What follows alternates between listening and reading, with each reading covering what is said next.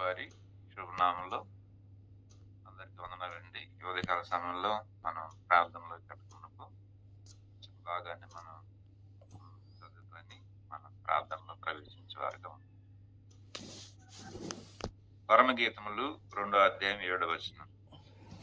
యెరూషలేము కుమార్తెలారా, పొలములోని ఇరులను బట్టియు లేళ్లను బట్టియు మీ చేత ప్రమాణం చేయించుకొని ప్రేమకు ఇష్టమగు వరకు మీరు మీరు లేపకయు కలతపరచకయు ఉండుడని మిమ్మల్ని బతిమలాడుకొంచున్నాను.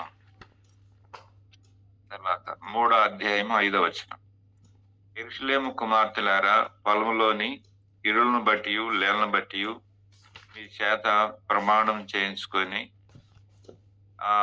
లేచుటకును ప్రేమకు ఇష్టమగు వరకును మీరు లేపకయు కలతపరచకయు ఉండుడని నేను మిమ్మల్ని బతిమలాడుకొంచున్నాను.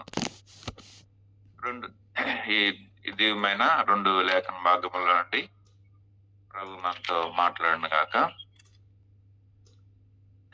ఇక్కడ మనకు తెలుసు, మరి షోలంబీతి అలాగనే సొలొమోను మన ప్రభు అయిన యేసుక్రీస్తు వారికి సాదృశ్యంగా ఉన్నారు. అలాగనే షోలంబీతి దేవుని సంఘానికి, మరి రక్షించబడిన విశ్వాసికి, మనందరికీ కూడా ఆమె సాదృశ్యంగా ఉన్నదన్నమాట. అయితే ఇక్కడ మనం చూసిన ఈ 2 భాగాలు కూడా సమానమైనవి అన్నమాట. 2 భాగాలు కూడా ఇవన్నీ ఏంటంటే సమానమైన లేఖన భాగాలు ఇవి. ఈ సమానమైన లేఖన భాగంలే. అయితే దీంట్లో ఉన్నటువంటి చిన్న అర్థం మనం చదువుకుని మనం ధ్యానించుకునే వారుగా ఉన్నాం. ఇక్కడ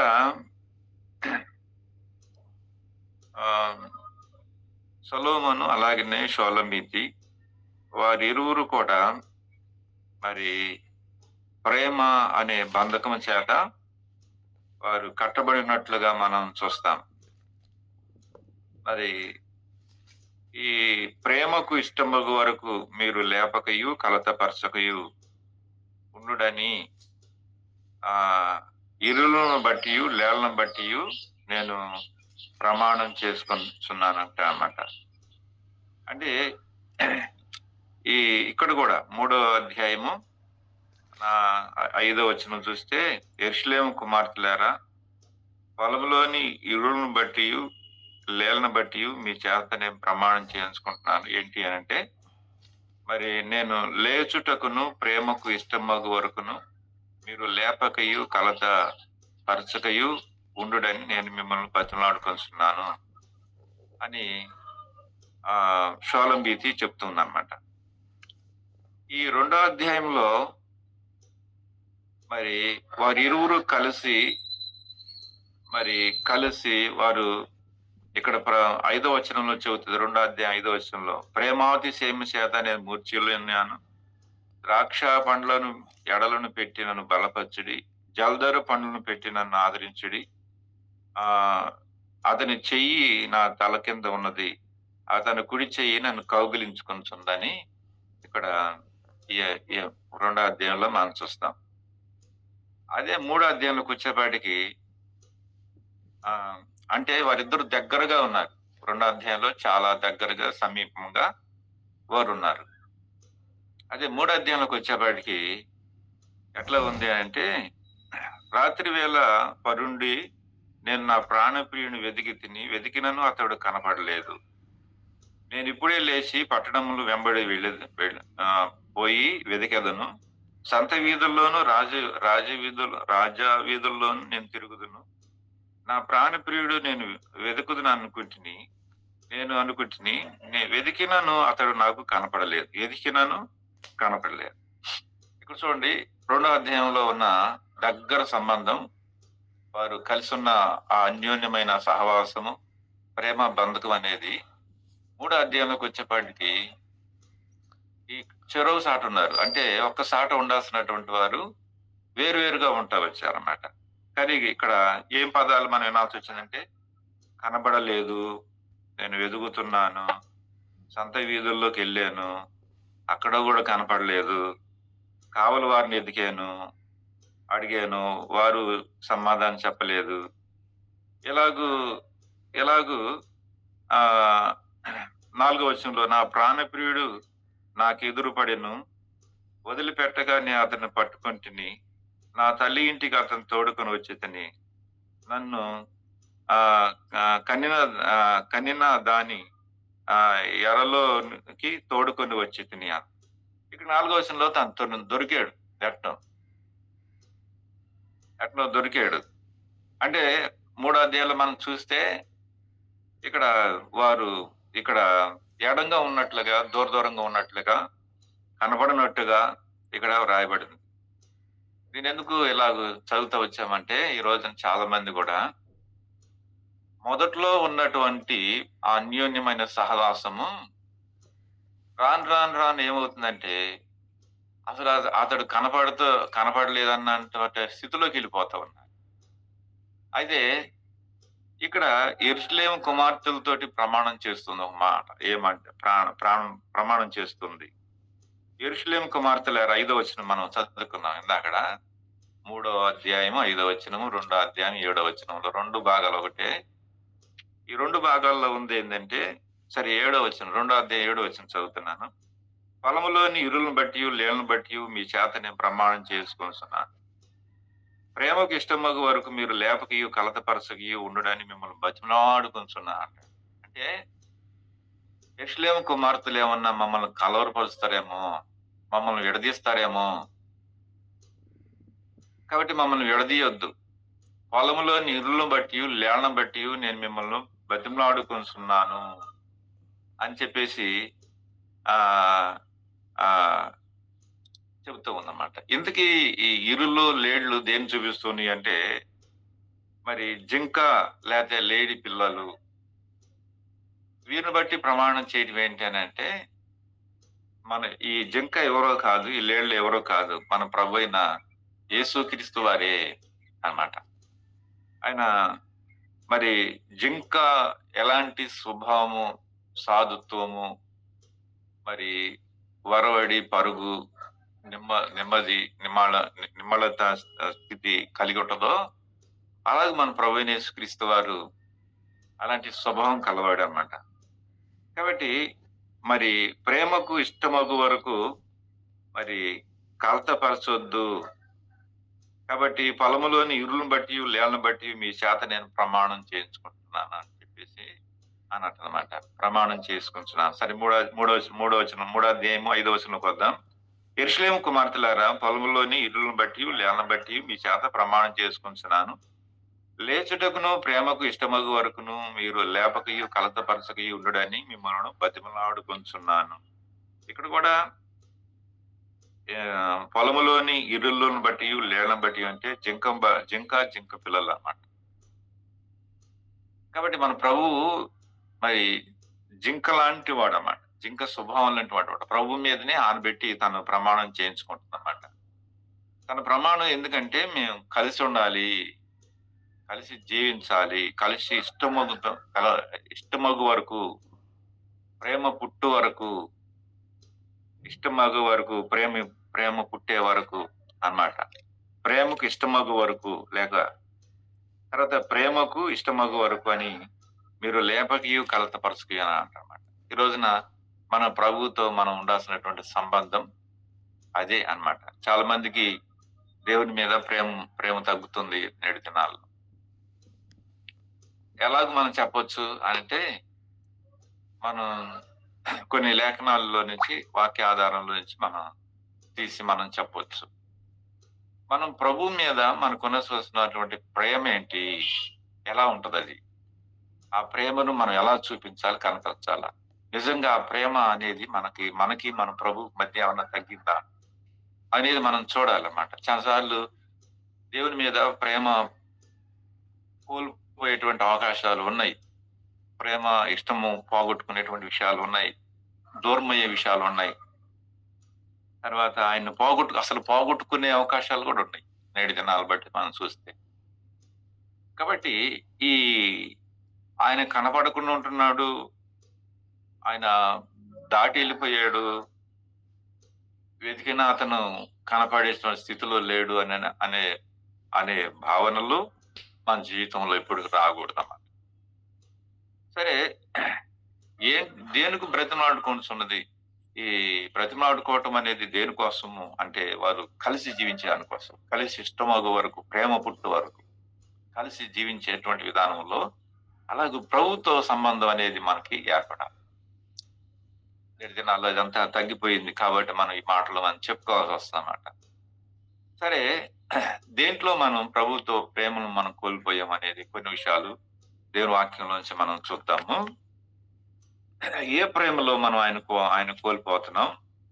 మరి ఆ ప్రేమ బంధకం అనేది ఎప్పటి వరకు కొనసాగాలి మనకు అనేది, ఏ ఈ ఏ ప్రేమలో మనం దూరం అవుతున్నాం ప్రభుకి అనేది మనం కొన్ని వాక్య భాగాల్లో నుంచి మనం చూద్దాం అన్నమాట. ఆయనలో నుంచి మనకు ఎడమయ్యేటువంటి సంగతులు ఏముంటాయి? అవి ఎడమ కాకూడదు, దూరం రాకూడదు. ఆయన కనబడినటువంటి పరిస్థితులు అనేది రాకూడదు అన్నమాట. కాబట్టి మనం వేటిలో మనం ఆ ప్రేమ, ఆ బంధకం అనేది మనం కోల్పోతున్నాం అనే విషయాలు కొన్ని మనం దేవుని వాక్యంలో నుంచి మనం చూద్దాము. కొలసి రాసిన పత్రిక 1వ అధ్యాయము 9-12 వచనాల్లో ఉన్నాయి. 2 మొత్తం కలిపి ఉన్నాయి ఇక్కడ. అయితే ఈ సంగతులు విన్న నాటి నుంచి మేము మీ నిమిత్తం ప్రార్థన చేయటం మానలేదు. మీరు సంపూర్ణమైన జ్ఞానమును, ఆత్మ సంబంధమైన వివేకము గలవారగుటకును, ఆయన చిత్తము పూర్ణముగా గ్రహించిన వారై ప్రతి సత్కార్యమందును సఫలగుసు దేవుని విషయమై జ్ఞానమందు అభివృద్ధి పొందుసు అన్ని విషయములో ప్రభును సంతోష పెట్టవలనని, ఆయనకు తగినట్లుగా నడుచుకుని వలననియు, ఆయన ఆనందంతో కూడిన పూర్ణమైన ఓర్పును దీర్ఘశాంతమును కనపరచినట్లును, ఆయన మహిమాశక్తిని బట్టి సంపూర్ణ బలముతోను బలపరచబడవలననియు, తేజోవాసులైన పరిశుద్ధుల స్వాస్థ్యంలో పాల్వారొకటకు మనల్ని పాత్రులుగా చేసిన తండ్రికి మీరు కృతజ్ఞతాస్తుతులు చెల్లింపవలనని నేను బతిమలాడుకొంచున్నాను. ఇక్కడ ప్రేమ బంధకం బతిమలాడుకుంటున్నాడు ఇక్కడ దైవజనుడు. మీకు క్రీస్తు వారికి చాలా ఎడం వచ్చేసింది, అది రాకూడదు. సత్కార్యంలో అవ్వాలి, దేవుని జ్ఞానంలో అభివృద్ధి పొందాలి, అన్ని విషయాల్లో ప్రభుని సంతోష పెట్టాలి. అందుకే నేను నా దేవునికి కృతజ్ఞతాస్తుతులు చెల్లిస్తున్నాను.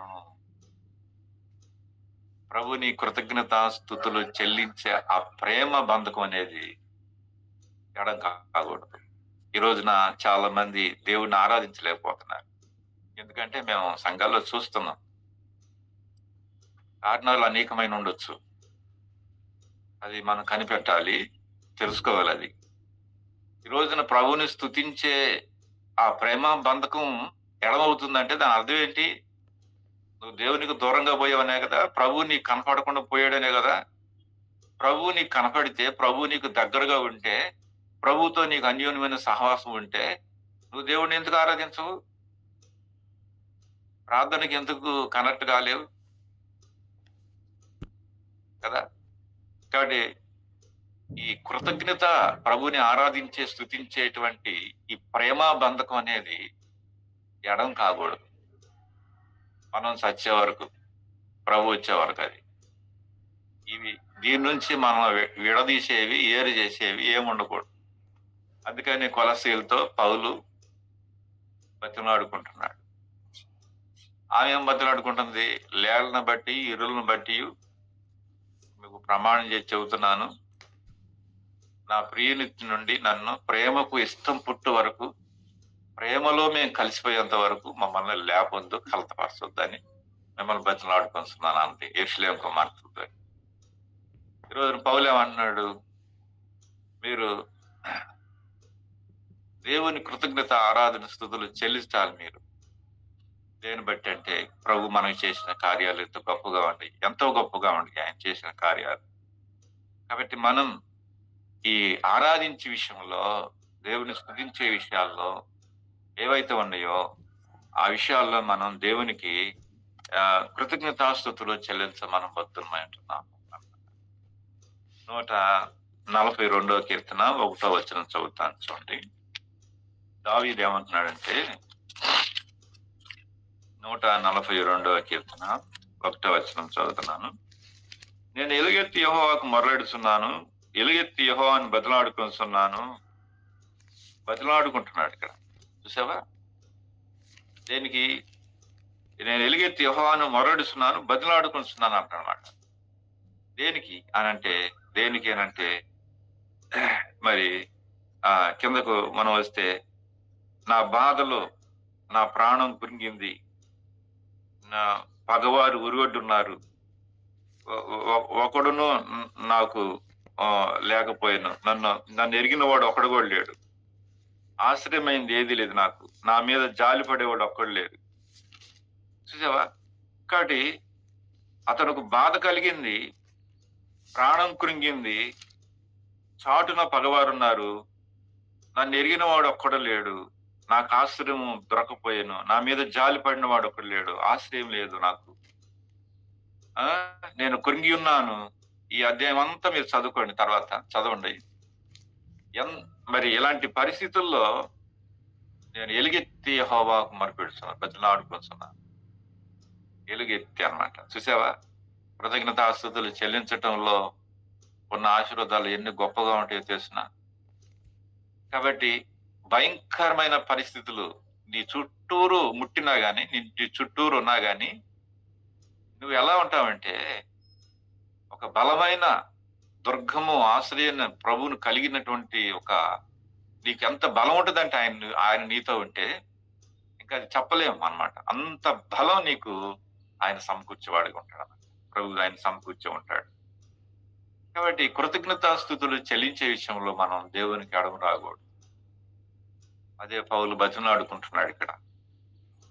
రెండోది, దేవుని సేవ చేసే విషయంలో, దేవుణ్ణి సేవించే విషయంలో ఎడము రాకూడదు అంటాడు. దేవుని కృతజ్ఞతలో మనం ఎడం కాకూడదు, దేవుణ్ణి ఎడం చేసుకోకూడదు. రెండోది ఏంటంటే, దేవుని సేవల విషయంలో, ఆయన సేవించుకునే విషయంలో, ఆయన హత్తుకునే విషయంలో, ఆయన పరిచర్యను ఆయనకు మనం ఏదైతే అర్పించుకోవాలో, ఆయన కొరకు మనం ఏదైతే కష్టపడాలో దాని విషయంలో మనం ఎడం కాకూడదు. రోమీయులకు రాసిన పత్రిక 12వ అధ్యాయం 1వ వచనం. రోమా 12:1. కాబట్టి సహోదరులారా, పరిశుద్ధమును దేవునికి అనుకూలమైన సజీవ యాగములుగా మీ శరీరములు ఆయనకు సమర్పించుకొనుడి. దేవుని వాక్యాలను బట్టి మేము బతిలాడుకుంటున్నాను, ఇటు సేవ మీకు యుక్తమైనది. ఈ లోక మర్యాదను అనుసరింపక ఉత్తమమును అనుకూలమును సంపూర్ణమై ఉన్న దేవుని చిత్త మీద పరీక్షించి తెలుసుకుంటూ వలన మీ మనసు మారి నూతన మగుట వలన రూపాంతరము పొందుడి. మిమ్మల్ని రూపాంతరం పరిచేటువంటి ఆ సేవ ఏదో దాని నుంచి మీరు ఎడం కాకూడదని నేను బతిలాడుకుంటున్నా అన్నాడు పౌలు. ఈరోజు సేవ వదిలిపెట్టేసి వెళ్ళిపోతున్నారు చాలా మంది. సేవను దేవుని పనిచేయటం అనేది ఇష్టం లేదు. ఈ రోజున ఇష్టం పుట్టడం లేదు. ఇష్టం ఆమె ఏమంటుంది, మాకు ఈ ప్రేమలో ఇష్టం పుట్టించే వరకు మమ్మల్ని లేకపోతుంది అని అంటుంది. మరి ఆ ప్రేమను ఇష్టం పుట్టక తల్లికి నిన్ను బయటికి లేపుకొని వెళ్ళే ఆ దైవం, ఆ సైతాన్ ఏమై ఉంటది? ఎందుకు ఇష్టం పుట్టట్లేదు నీకు? చాలా మందికి ఇష్టం లేదండి, దేవుని సేవ చేయటం ఇష్టం లేదండి. ఇష్టం అని లేకుండా వెళ్ళిపోతుంది. ఇష్టం లేకుండానే లేచి వెళ్ళిపోతున్నారు, మధ్యలోనే లేచి వెళ్ళిపోతారు. ఏదో చేస్తున్నట్టుగా నటిస్తారు, చేస్తూనే వెళ్ళిపోతారు. ఇష్టం లేదు. పైన యాక్షన్ చేస్తున్నారు చాలా మంది. మేము పని చేస్తున్నాం, పనిలో ఉన్నాం అని యాక్షన్ చేస్తున్నారు. ఈ రోజున అందరూ యాక్టర్లు అయిపోయారు. సినిమా యాక్టర్లు అందరూ మందిరాల్లోనే ఉన్నారు. ఎక్కువ మంది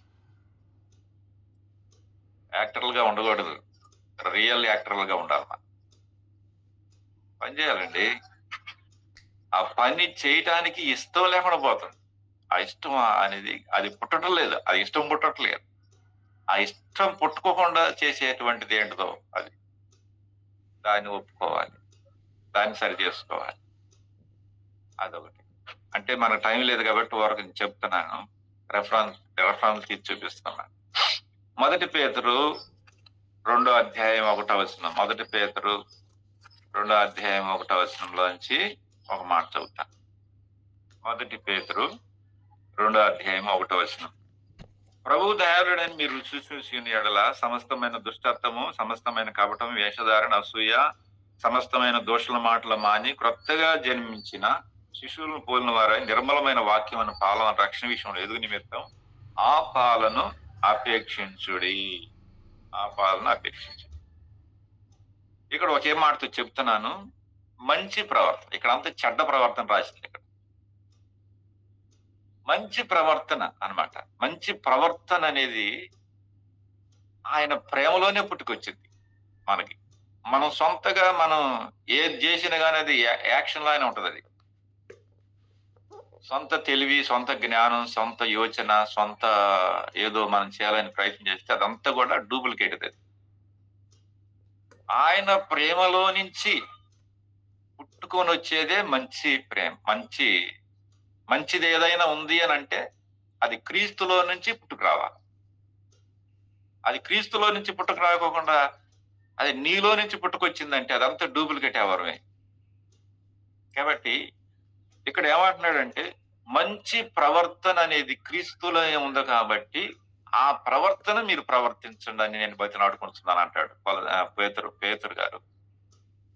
ఈ యొక్క రక్షించబడిన ప్రభు బిడ్డలు, ఏర్పరచబడిన వారు, పరిశుద్ధులైన వారికి రాశాడు ఈ మాటలు. పరిశుద్ధులైన వారికి, ఏర్పరచబడిన వారికి, క్రీస్తు రక్తంలో కడగబడినటువంటి వారికి రాసిన మాటలు ఇవి. కాబట్టి మీరు ప్రభు దయాళుడని రుచి చూసి ఉంటే ఇలాంటివన్నీ మీలో ఎందుకు వచ్చినాయి? ఇవి రాకూడదు కదా. కాబట్టి మంచి ప్రవర్తన గలవారై ఉండాలి మీరు. అందుకు నేను మిమ్మల్ని బతిలాడుకుంటున్నాను అంటాడు. అందుకు నేను మిమ్మల్ని బతిలాడుకుంటున్నాను. మంచి ప్రవర్తన రావాలి మీలో. కాబట్టి ఈ షోలంబీతి కూడా ఏమంటుందంటే నాలో ఉన్నటువంటి ప్రవర్తన అంతా కూడా మారిపోవాలా. నా ప్రభు నాకు దూరం అయ్యాడు. నాలో ఏది ఆయనకి అయిష్టమైంది కనపడిందో, ఆయన నాకు దూరం అయ్యాడు, నాకు కనపడలేదు, ఆయన ఎటు వెళ్ళిపోయాడో, నేను ఆయన వెతుకుతున్నాను అని చెప్పేసి అని చెప్తా ఉందన్నమాట. ప్రేమతో ఇక్కడ ఏమంటారంటే మంచి ప్రవర్తన అనేది నీలో ఉండాలి. లేకపోతే ప్రభు నేను వదిలిపెట్టేసి వెళ్ళిపోయే ప్రమాదాలు ఉన్నాయి. ఇది రెండోది. మూడవది ఇది. ఒకటి, ఆరాధించే విషయంలో ప్రభుని దూరం కాకూడదు. రెండోది, సేవ, దేవుని సజీవ యాగంగా ప్రభు పనిచేసే విషయంలో మనకి ఇష్టం పుట్టాలి. మూడోది, మంచి ప్రవర్తన మనలోనే రావాలి. బయట నుంచి క్రీస్తు ప్రేమను మనం నిజంగా రుచి చూసినప్పుడు ఆ ప్రేమ ఏదో మనలో నుంచి, ఆ మంచి ప్రేమ అనేది మనలో నుంచే పుట్టుకు రావాలి. లేకపోతే ప్రభు మనకు దూరం అయ్యే అవకాశాలు ఉంటాయన్నమాట. తర్వాత రోమిలు రాసిన పత్రిక 5:1 నాలుగవది రోమా 5:1 చదువుతాం.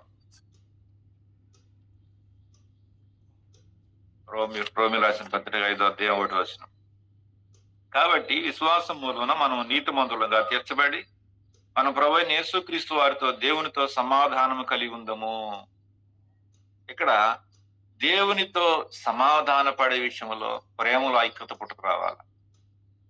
సమాధానపరచబడే విషయంలో అన్నమాట. కాబట్టి సమాధానము లేకుండా జీవిస్తున్న చాలా మంది, అంటే ఆ బంధకును పోగొట్టుకున్నారు చాలా మంది. దేవునితో ఆ ఐక్యతను, ఆ సమాధాన సంబంధం అన్న ఆ ప్రేమను చాలా మంది పోగొట్టుకుంటున్నారు ఈ రోజున. కాబట్టి అది దాంట్లో మనకి ఇష్టం పుట్టు వరకు అన్నమాట. ఆ సమాధానంలో నిలబడాలి. మనం సమాధానంలో ఉండాలి. అనేకులను సమాధాన కారకులుగా చేయాలన్నమాట.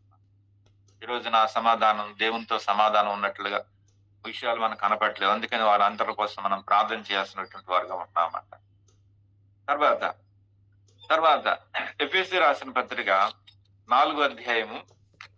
ఎఫెసీలు రాసిన పత్రిక 4:1 ఎఫెసీ 4:1-3 వరకు 4:1 కాబట్టి మీరు సమాధానం అందకం చేత ఆత్మ కలిగించి ఐక్యతను కాపాడుకునే శ్రద్ధ కలిగిన వారై ప్రేమతో ఒకరినొకరు సహించు మీరు పిలువబడిన పిలుపునకు తగినట్టుగా దీర్ఘశాంతంతో కూడిన సంపూర్ణమైన వినమంతో సాత్వికంతో నడుచుకున్న వాళ్ళని ప్రభువుని బట్టి ఖైదీన నేను మిమ్మల్ని బతిలాడుకుంటున్నాను.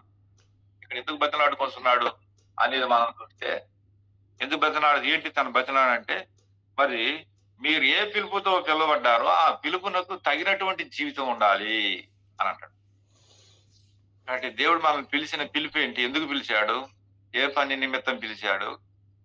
ఈ ద్వారా ఆయనకి ఏం కావాలి? ఇయన్నీ మర్చిపోయారు చాలా మంది. ఆ ప్రభు ఎటు పోయాడో మనం ఎటు పోతున్నాం. కాబట్టి మీ పిలుపుని ఏర్పాటుని నిశ్చయం చేసుకోండి అంటాడు. ఎందుకు పౌలు ఇక్కడ బతిమలాడుతున్నాడు ఎఫెసీయులతోటి అంటే, మీరు పిలిచిన పిలుపు ఒకటైతే మీరు నడుచుకుంటున్న విధానం ఒకటిగా ఉంది అని అన్నాడు. కాబట్టి ఇలా ఉండకూడదు. దయచేసి నేను మిమ్మల్ని బతిమలాడుకుంటున్నాను. ఆ రోజున సోలంబీతి బతిమలాడుకుంటుంది. బతిమలాడుకుంటుంది. మాకు ప్రేమకు ఇష్టమగు వరకు పుట్టు వరకు మమ్మల్ని నుంచి మీరు మమ్మల్ని ఏరు చేయొద్దు అనమాట. కాబట్టి దేవుడు మనల్ని పిలుచుకున్న ఆ పిలుపునకు తగినటువంటి జీవితం మనకు కావాలనేటువంటిది. దాని నుండి మనం ఎప్పటికీ వేరు కాకూడదు. ఏది కూడా మనల్ని ఆ పిలుపు నుంచి, ఆ పరిచర్య నుంచి, ఆ పిలుపు ఏర్పాటు నుంచి మనల్ని ఎడం చేయకూడదు. ఏది కూడా ఎడం చేయకూడదు. ఇది 5వది. 6వది చూద్దాం. 1 కొరింథీ 4 అధ్యాయం, 1 కొరింథీ 4 అధ్యాయం 16 వచనం. 1 కొరింథీ 4 అధ్యాయం 16 వచనం. 1 కొరింథీ 4:16 చదువుతున్నమాట. మరియు నన్ను తండ్రులు అనేకులు లేరు, క్రీస్తు యేసు సువార్త ద్వారా నేను మిమ్మల్ని కంటిని కనుక. క్రీస్తు యేసు నందు సువార్త ద్వారా నేను మిమ్మల్ని కంటిని కనుక మీరు నన్ను పోలి నడుచుకునే వాళ్ళని ఉండవాలని మిమ్మల్ని బతిమలాడుకొనుచున్నాను. పౌలు ఏమంటున్నాడంటే, మరి పైనుంచి చదివితే ఇంకా బాగుంటది. మిమ్మల్ని సిగ్గుపరచాలని కాదు గాని, నా ప్రియమైన పిల్లలనియు మీకు బుద్ధి చెప్పుటకు ఈ మాటలు వ్రాయిచున్నాను. క్రీస్తునందు మీకు ఉపదేశకులు 10,000 మంది ఉన్నను, తండ్రులు అనేకులు లేరు. క్రీస్తు యేసునందు సువార్త ద్వారా నేను మిమ్మల్ని కంటిని కనుక మీరు నన్ను పోలి నడుచుకునే వాళ్ళు ఉండవాలని మిమ్మల్ని బతిమలాడుకొనుచున్నాను. కొరింథీయుల్లో తేడాలు వచ్చేసినాయి. చాలా తేడాలు వచ్చేసినాయి. క్రీస్తు వారు ఇక్కడ చాలా సంగతులు వచ్చేసినాయన్నమాట. ఒకటి క్రీస్తు వాడినని, అపోల్లో వాడినని, పౌలు వాడినని, వీళ్ళకి భేదాభిప్రాయాలు చాలా వచ్చేసినాయి అన్నమాట. వీళ్ళకి ఎన్ని వచ్చినా గానీ పౌలు ఒకటే మాదిరిస్తున్నాడు. ఇక్కడ ఒక్కటే మాట చెబుతున్నాడు. ఏమంటున్నాడంటే, మీకు బోధకులు అనేక మంది ఉన్నను, తండ్రులు అనేక మంది లేరు. నేను మిమ్మల్ని సువార్త ద్వారా కన్నాను కాబట్టి నన్ను చూసి మీరు ఫాలో కండి అన్నాను. అంటే మాదిరి చూడు ఎంత మాదిరిస్తున్నాడు. అంటే తనను చూసి ఫాలో అవ్వటం అనేది అంటే ఎంత గొప్ప విషయం అది. చూడండి, అసలు అది సామాన్యటువంటి విషయం కాదు. ప్రభువులో ఎంత స్థిరపడ్డాడో, ఎంత బలపడ్డాడో, ఎంత ప్రభుకి దగ్గరగా ఉన్నాడో, ప్రభు చెప్పినట్టు ఎలా జీవిస్తున్నాడో, ఇది చేస్తే మీరు ఇంక చాలు, కొత్తగా ఏం చేయాల్సిన అవసరం లేదు అన్నట్టుగా మంచి సాక్ష్యం ఇస్తున్నాడు పౌలు. కాబట్టి నన్ను పోలి మీరు నడుచుకున్నాను అనటం అనేది అది సామాన్యటువంటి విషయం కాదు. ఎవడు చెప్పలేడు అది. ఎవడు అనలేడు ఆ మాట అన్నమాట. కాబట్టి నేను బతిమలాడుకొనుచున్నాను, మీలో భేదాభిప్రాయాలు ఏమి ఉండకూడదు. నేను క్రీస్తుని పోలి నడుచుకుంటున్నాను, మీరు నన్ను పోలి నడుచుకుంటే చాలు. మీరు కొత్తగా ఇంకొక వేషధారణ ఇంకేం వేయాల్సిన అవసరం లేదు అని మంచి టెస్టిమనీ సాక్ష్యం ఇస్తూ ఉన్నాడు పౌలు. కాబట్టి బతిమలాడుకుంటుంది ఆ సోలంబీతి, ప్రేమకు ఇష్టమగు వరకు మమ్మల్ని లేపొద్దు, కలతపరచొద్దు అన్నమాట. ఈ రోజున ఈ శ్రేష్టమైనటువంటి విషయాల నుంచి నిన్ను కలతపరిచి బయటికి లాక్కొని ఏవైతే ఉండో ఎప్పుడే ఒప్పుకొని ప్రభు సన్నిధిలో సాగిలపడి అనేకులు ఈ స్థితిలోకి రాగలనట్లుగా మనం వారి నిమిత్తం ప్రార్థన చేయబద్దులమై ఉంటున్నాం. దేవుడు ఇచ్చిన భాగాన్ని దేవుడు దీవించి ఆశీర్వదించున్నాడు. Praise Lord. Thank you. Praise.